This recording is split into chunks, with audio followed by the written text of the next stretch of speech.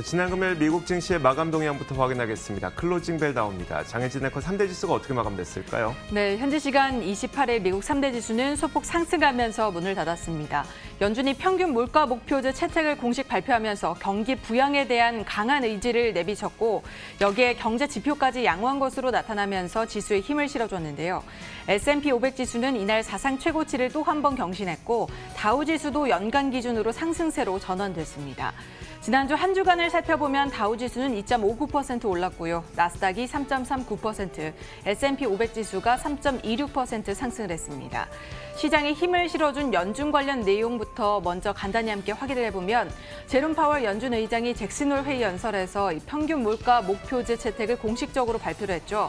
물가가 2%를 넘어도 일정 기간 금리를 인상하지 않고 과열을 용인하겠다라는 점을 밝힌 것인데요.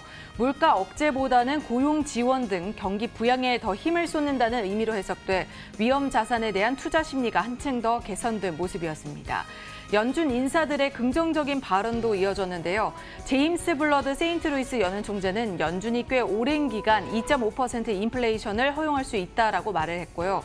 패트릭 하커 필라델피아 연은 총재 역시 인플레이션이 편안하게 2% 이상 오를 수 있을 것으로 내다봐 연준이 앞으로 펼칠 경기 부양에 대한 기대감을 한층 더 높였습니다.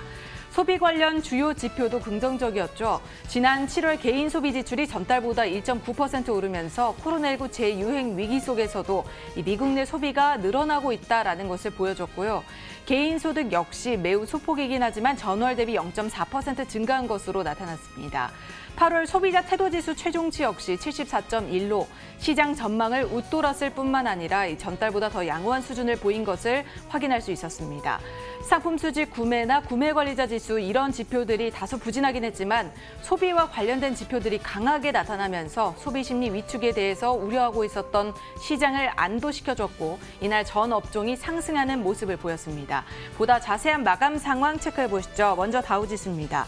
막판에 상승폭을 더 키워가는 모습이었는데요. 0.57% 올라서 28,653포인트에 거래 마쳤습니다. 이어서 나스닥 지수입니다. 0.6% 상승해 11,695포인트에 거래 마치면서 이날 사상 최고치를 또 한 번 경신했죠. 오락하는 모습을 보이긴 했지만 초반에 오름폭을 지켜내면서 마감을 한 모습이었습니다. 마지막으로 S&P 500 지수까지 확인해 볼까요? 0.7% 가까이 올랐고 3,500선에 장을 마치면서 이날 마감을 했습니다. 막판에 강하게 치고 올라가는 그런 모습을 확인할 수 있었습니다.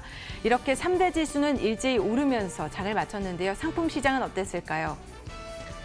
자, 상품 선물 시장도 살펴보겠습니다. 먼저 국제 금값인데요. 금값이 지난 금요일에 거의 2% 가까운 큰 폭의 상승을 기록했습니다. 지금 차트에서 보시는 것처럼 장 초반에 1930달러 선에서 시작을 했었던 금 가격이 장이 끝날 즈음에는 1972달러까지 크게 오른 채 마감이 됐었는데요. 일단 연준이 장기간 저금리를 용인한다고 밝힌 바에 따라서 이제 달러 가치가 크게 하락을 했고요. 통화 정책이 크게 변하게 되면서 이 달러 약세가 나타났고 이로 인한 금의 가격의 상승이 나타났다는 분석이 나오고 있습니다. 뿐만 아니라 전날 2% 정도 하락한 것에 대한 반발 매수 심리도 작용을 한 것으로 분석이 되고 있는데요. 이 때문에 금값은 거의 1.9% 상승해서 1972달러까지 오른 채 마감이 됐습니다. 자, 이런 가운데 WTI 유가는 0.2% 정도 하락했습니다. 허리케인 로라의 여파인데 원유 생산 시설이 밀집한 루이지애나와 그리고 텍사스 지역의 허리케인이 강타했습니다. 하지만 생각보다는 그 원유 생산 시설의 그 피해가 그렇게 막대하지 않았었고요. 다시 한번 재가동에 들어간다는 소식과 함께 유가는 오히려 하락하는 모습이었습니다. 소폭 하락해서 42.9달러에 마감이 됐습니다. 자, 10년물 국채 금리는 다소 안정된 모습이었습니다. 0.7%를 넘어선 이후부터 안정된 흐름을 이어가고 있는데 연준의 통화정책 뉴스를 소화하는 과정이라는 분석이 나오고 있습니다. 10년물 국채 금리가 0.72%에 마감이 됐고요. 자, 마지막으로 달러 인덱스 살펴보도록 하겠습니다. 자, 달러 가치를 나타내는 달러 인덱스가 하락했습니다. 일본 아베 총리가 사임을 하겠다고 밝히면서 엔화 가치가 크게 올랐습니다. 이에 따라서 이 달러 인덱스는 반대로 하락하게 됐는데요. 달러 인덱스가 지난 금요일에 0.75% 내려서 92.3에 마감이 됐습니다. 자, 이렇게 상품 선물 시장 살펴봤고요. 글로벌 외신 확인하도록 하겠습니다.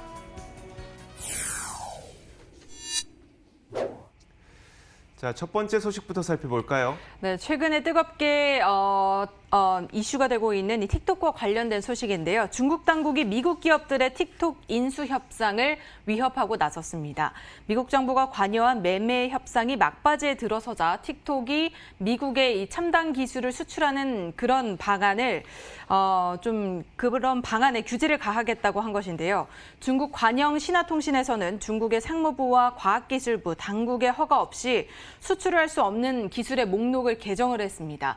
여기에는 텍스트 분석을 비롯해서 콘텐츠 추천, 또 음성 인식과 같은 데이터 처리 기술 등이 포함이 될 것으로 보이는데요. 외신에서는 거의 합의 직전에 다다른 이런 인수협병 협상이 이번 수출 규제로 차질을 빚을 수 있을 것으로 예상하고 있습니다. 틱톡을 미국 기업들이 인수하게 되면 그 핵심 기술을 중국으로부터 이전받지 못해서 결국에는 운영에 어려움을 겪을 것이라는 분석인데요. 따라서 틱톡의 모기업인 바이트댄스는 새 수출 규제 목록을 점검하고 매각 협상을 중단할지 여기에 대해서 좀 고려를 해봐야 된다라는 의견도 제기되고 있습니다. 이번 일을 두고 세계 경제 1, 2위를 다투는 미국과 중국의 기술 경쟁이 더욱더 악화될 것으로 예상되고 있는데요.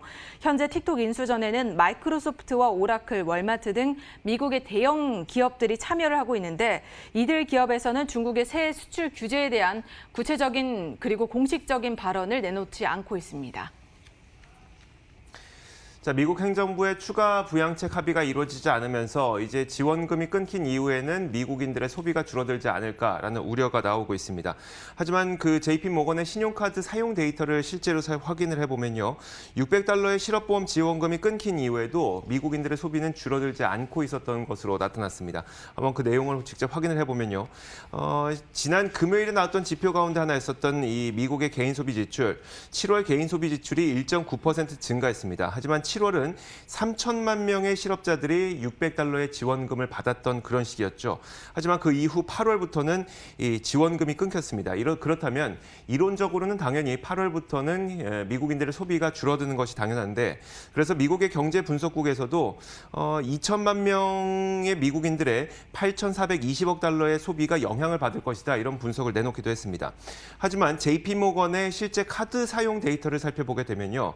바로 이 시점이 8월입니다. 8월부터 이 $600의 지원금이 끊긴 이후인데 그 이후에도 카드 사용 데이터는 오히려 줄어들지 않고 완만한 상승을 보인 것으로 나타나고 있습니다. JP모건의 이코노미스트인 제스 에저트는 8월에도 소비 빈도와 활동이 증가하는 것을 보면 지원금의 종료가 미국 경제 전반에 치명적인 영향은 아닐 수도 있다 이런 분석을 내놓기도 했습니다. 네, 현지 시간으로 8월 31일이죠. 우리 시간으로는 오늘 밤이 되겠습니다. 테슬라와 애플이 주식 분할을 하게 되는데요. 과연 이 두 기업이 주식 분할을 하고 나서도 주가가 더 오를지 여기에 초민의 관심이 쏠리고 있습니다. 사실 테슬라의 경우를 구체적으로 보자면 주당 $2,200가 넘죠. 이런 주가가 개인 투자자들에게는 조금 부담스러울 수 있기 때문에 이 주식을 쪼개 적은 자금으로도 투자를 할 수 있게끔 만드는 이런 주식 분할을 하겠다라고 테슬라 측에서는 나선 것인데요. 포브스에서는 하지만 이번 주식 분할을 두고서는 좀 부정적인 목소리를 냈습니다. 주식 분할로 투자자들은 같은 금액으로 더 많은 주식을 갖게 되지만 테슬라의 수익성이나 성장성을 고려했을 때 크게 달라진 점이 없다는 것입니다. 주식 분할을 한 이후에 주목해야 할 세 가지 이슈를 분석을 했는데요. 먼저 첫 번째로는 테슬라의 주가 수익 비율입니다. PER이 1,100이 넘는 수준을 현재 기록하고 있는데 이는 터무니없이 높다고 지적을 했습니다. 과연 이것이 얼마나 합리적인지에 대해서도 의문을 제기하면서 이런 고평가에도 투자자들이 테슬라에 열광하는 것은 아마도 머스크 CEO가 내년에 이 화성에 있는 자신의 광상에서 금을 회수한다면 이 금속의 가치가 회사의 수익률에 좀 반영이 돼서 조금 더 오르지 않을까, 조금 더 긍정적이지 않을까라고 믿기 때문이라면서 날선 비판을 쏟아냈습니다.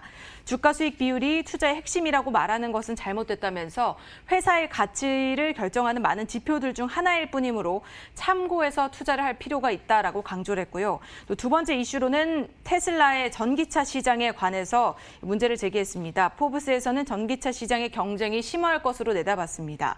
경쟁자로 포드와 제너럴 모터스, 혼다 등을 꼽았는데요. 물론 이들은 현재 뚜렷한 성과를 내지 못하고 있지만 만일 전기차 시장에서 큰 성장세를 보인다면 테슬라와 치열한 경쟁을 벌일 수 있다고 전했고요. 마지막으로 이 전기차 시장 외에도 이 주식에 관해서 주식 초보자들이 특히 로빈후드를 이용하는 초보자들이 충동 구매를 하고 있다면서 여기에 대해서도 경고를 했습니다. 따라서 테슬라가 주식을 분할한다고 하더라도 무조건 매수를 하는 것이 아니라 여러 가지 요소를 고려한 후에 투자를 하는 것이 현명할 것이라고 조언을 했습니다. 자, 코로나로 인해서 큰 타격을 받은 산업 가운데 하나가 바로 크루즈 산업입니다. 우리나라에서도 이 워낙 주가가 많이 떨어지다 보니까 이곳에 매수 진입을 한 분들이 꽤 많아서 과연 크루즈 산업이 언제쯤 회복할지 궁금하실 텐데, 자, 마켓워치에서는 크루즈 산업의 역사를 돌아보건대 다시 번창하게 될 것이라는 그런 분석 기사를 내놨습니다. 크루즈 산업은 코로나19가 퍼지기 전에도 수많은 악재 요인에 의해서 주가는 변동을 받았다는 겁니다. 특히 국제 유가, 연료죠, 그리고 날씨, 배가 바다에 떠야 되기 때문에 날씨의 영향도 상당히 많이 받았었고요. 경기 사이클, 환율, 정책 이런 것들의 영향을 받지만 결국은 다시 많은 고객들과 투자자들이 크루즈 산업으로 돌아왔다는 이야기인데, 그럼 왜 이런 일이 벌어지게 됐을까? 전 백악관 의무실 이사인 윌리엄 랭 박사는 일정 기간을 두고 이런 일들이 반복되는 이유는 사람들이 자꾸 그런 일을 잊기 때문이다라고 얘기를 하게 됐습니다. 실제로 그 코로나 팬데믹이 발생하기 직전 13개월 동안 어떤 일이 발생했는지 대표적인 크루즈 선사인 로열 캐리비안 크루즈의 주가를 보면서 한번 확인해 보도록 할 텐데요. 바로 이 시점이 트럼프 대통령이 쿠바로의 여행을 아예 제한했을 때입니다. 이런 일도 있었고요. 사우디 아람코가 원유 신설이 공격을 받았을 때도 있었습니다. 또 허리케인 도리안으로 인해서 실적이 급격하게 안 좋은 타격을 받았을 때도 있었지만 결국은 그 이후에 다시 한번 사상 최고가 행진을 이어가는 그런 모습을 보이기도 했었죠.